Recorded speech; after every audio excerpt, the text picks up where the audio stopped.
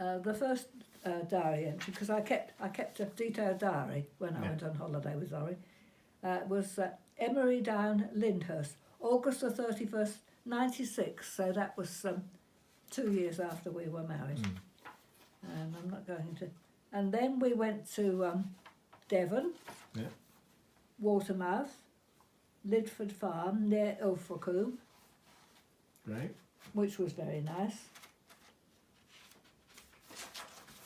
So suddenly you're travelling around more than you ever used to, because you didn't really yes, to go that's- anywhere other because, than... well, Bruce never wanted to go anywhere other than Laysdown, did he? Not that there's anything wrong with Laysdown. No. We went back. We had 2 holidays at Hawthorne Cottage, Emery Down, Yeah. Lyndhurst, and next, and then we went on the Norfolk Broads, Oh, great. and What was that like? lovely. Yeah. Good. Yes.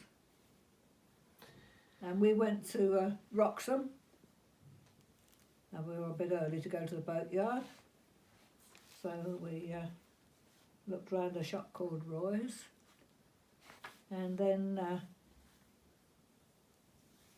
Okay, well look, there's no need to read it all, but that's good. You travelled around, you had lots of good holidays. I know you also like listening to music. That's one thing I remember about you both. So describe a day in Darland Avenue. What would it look like? well, I don't think it wasn't necessarily at Darland Avenue, because it was some time before we moved there. Right. We lived, oh dear, well, we lived in Laurie's home, because his wife... Walderslade, yeah. Walderslade, isn't it? Yeah. Yeah. That's that direction anyway. We lived there for a while, and we'd started. We must have been in Norfolk, because we went to Burnham Market.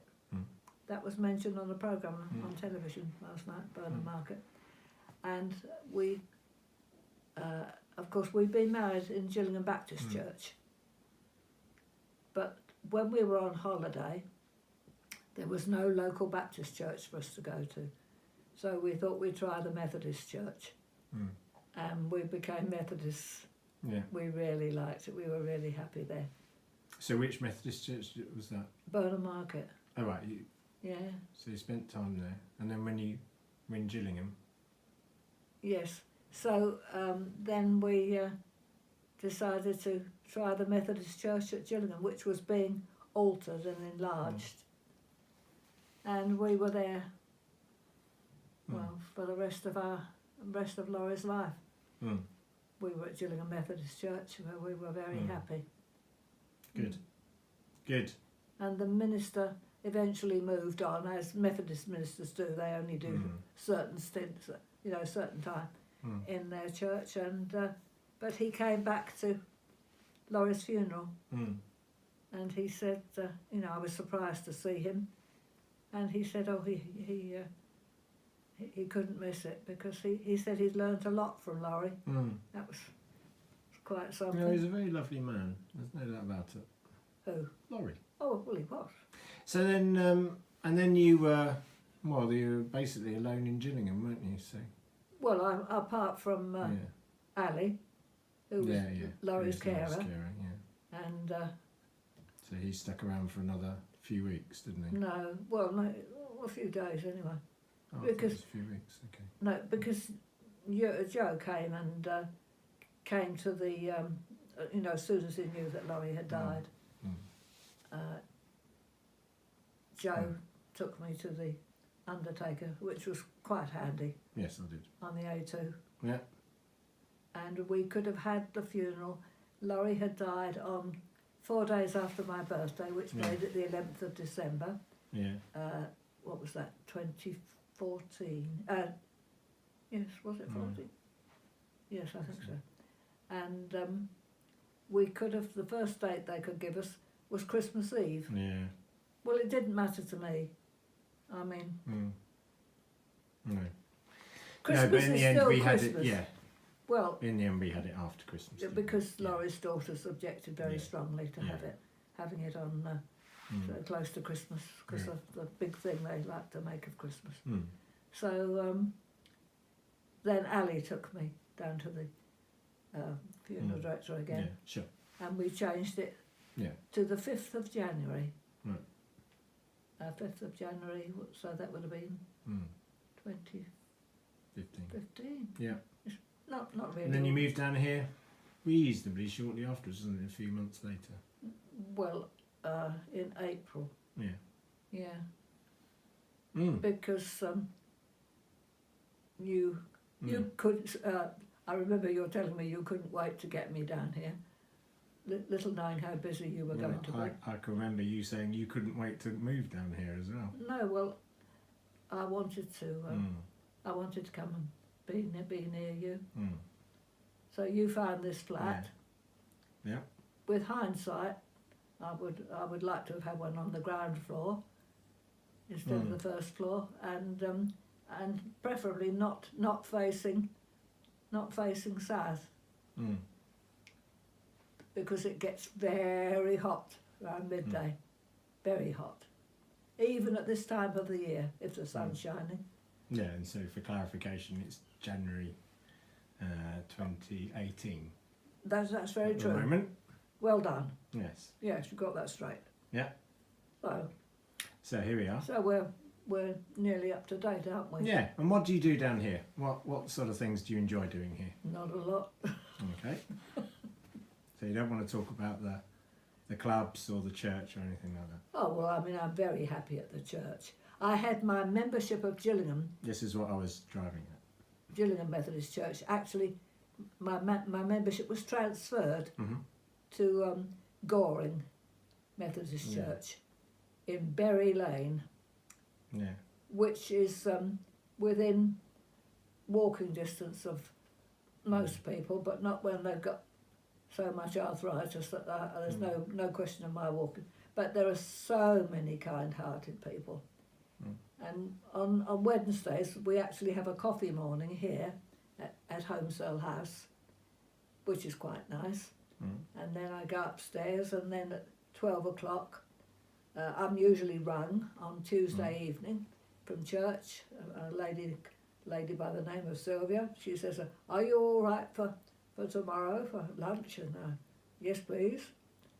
And so I get met again, and I have to and a couple of other people from here come, and we go and pay our £4.50, and we get very good lunches there. And if I don't like what's on offer, they're so good there, so kind. They will always make me either a cheese omelette or a plain omelette. I have vegetables with it, because I still don't like onions, thank you so very much. And they don't like me either, so it's mutual.